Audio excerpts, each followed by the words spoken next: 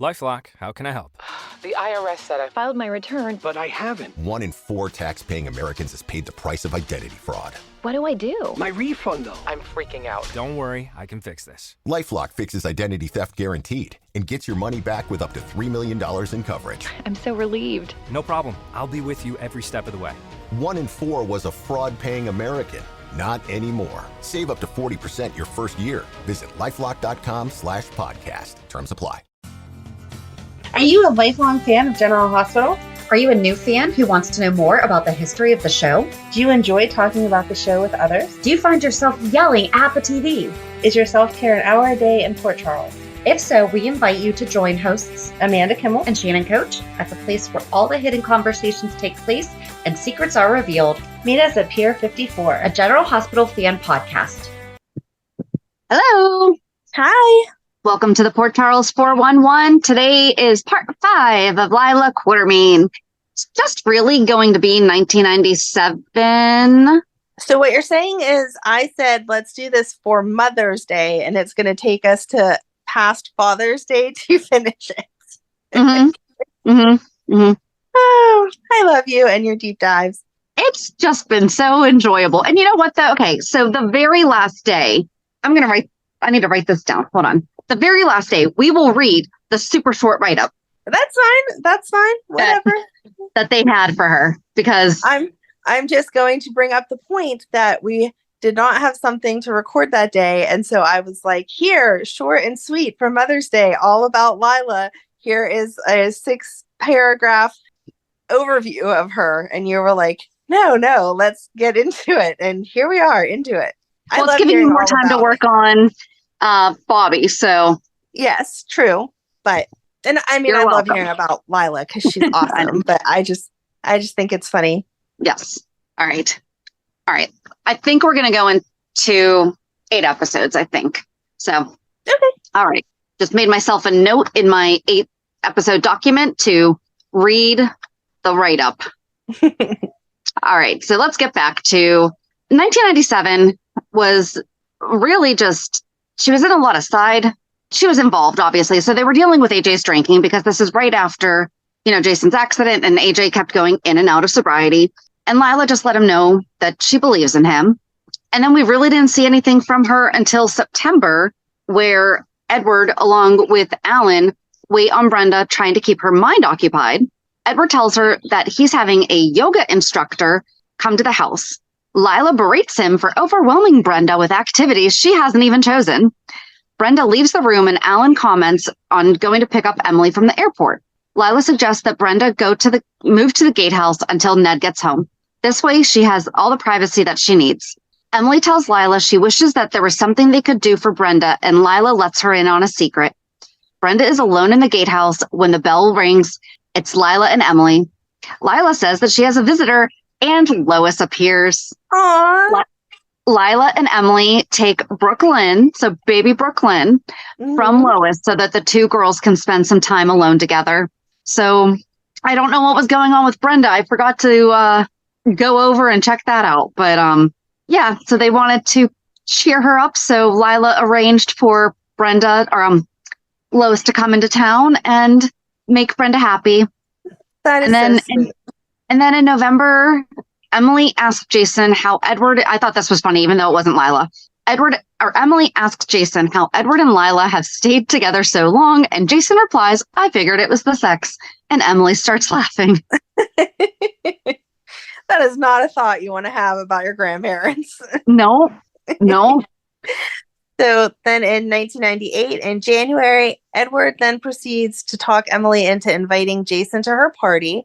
The purpose being Lila needs to see the baby, which must be Michael. Mm-hmm. Michael and Brooklyn are supposed to be like the same age?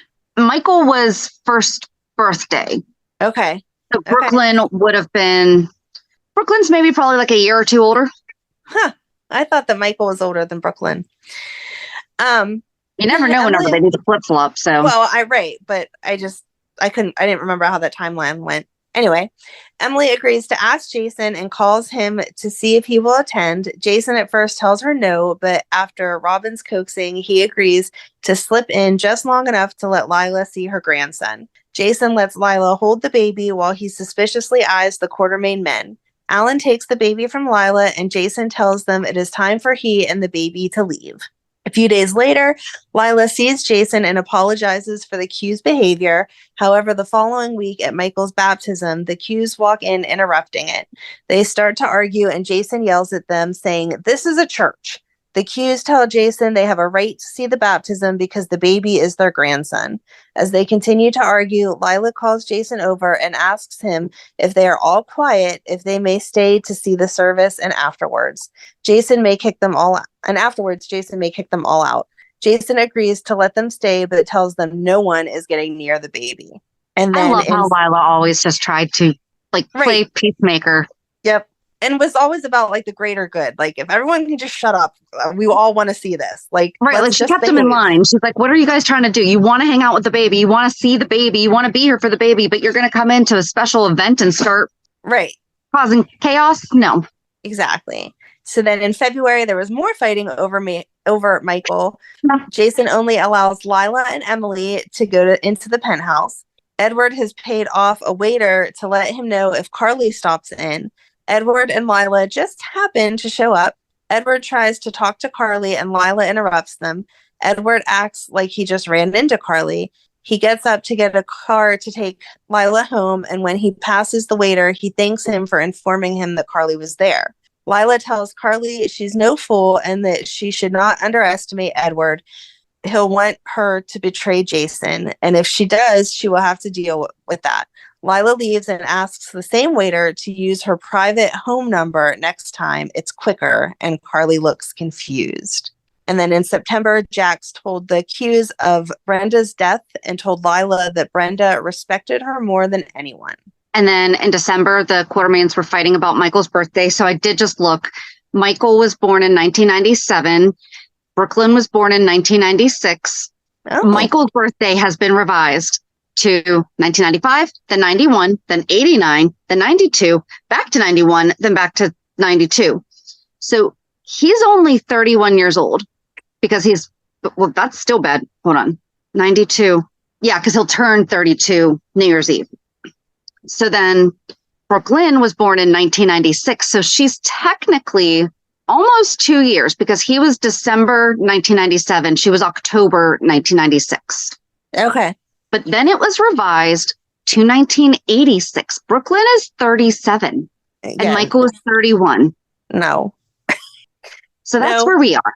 No. I say it all the time. I remember when Michael was born because I was pregnant with Matt. And so they are the same age, just the fact that Michael was born the end of 97 and Matt was born March of 98. So when they age him too much, it really irks me. So knock it off.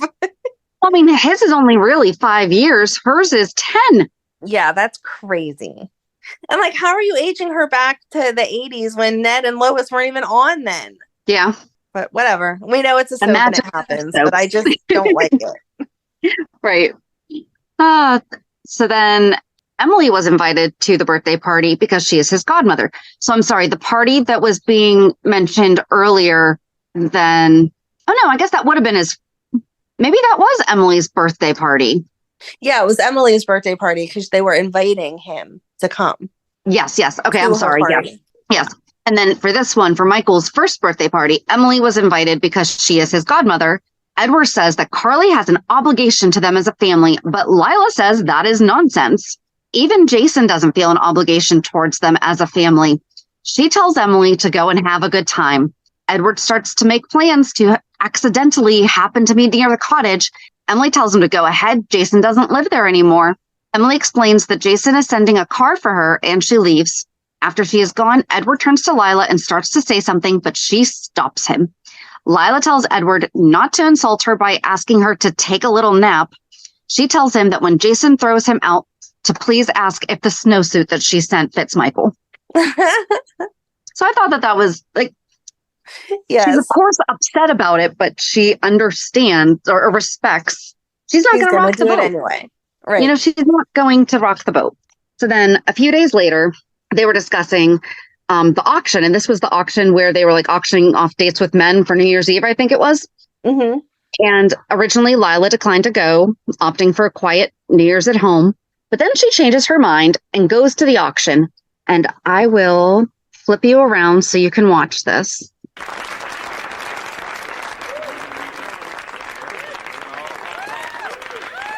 I would like to extend a heartfelt thank you to all of the participants for your generosity.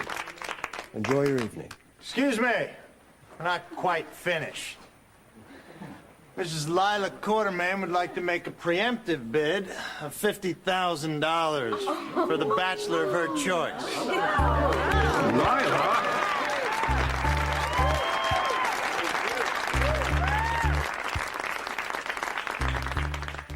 So I don't know why it wouldn't go full screen there, but She's so cute coming rolling in.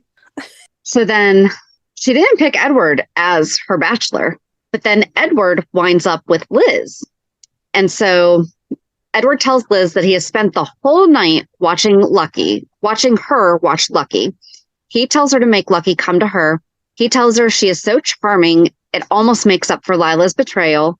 They discuss how Edward and Lila met, how long they've been together, and when he knew Lila was the one for him.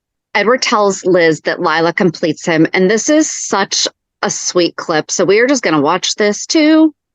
You know, young lady, I've spent the better part of this evening looking at the side of your lovely hairdo while you've been courting Whiplash, trying to keep your eye on Lucky Spencer. Oh, I wasn't. I was just admiring all the beautiful clothing. It's so much fun getting dressed up. You know, it's obvious that the boy isn't going anywhere. You are as smart as I think you are. You'll make him come to you. Is that how you got Mrs. Quartermaine? Mm-hmm. It was back when she cared enough to know what I thought that would make me pursue her. And now she doesn't give a damn. Darn, I'm sorry. It's okay. Did you see how that lady made her grand entrance to come in here and bid that absurd amount of money? She left her husband, a man of position and respect in this community, looking like the smile plastered all over my face to cover my mortification. Now she's out there gallivanting with her icy bachelor, and I'm a laughing stock. No one's laughing at you, Mr. Quartermaine. That's very kind. You know, your charming company almost makes up for Lila's betrayal. Oh, come on. You don't really think your wife betrayed you, do you? Well, I guess it's just that Lila has a mind of her own, and that's been irritating to me at times. But I've always admired her. How long have you been married? Over 50 and counting. Oh, wonderful. To be able to spend your life with a person you love. Well, I've been very fortunate.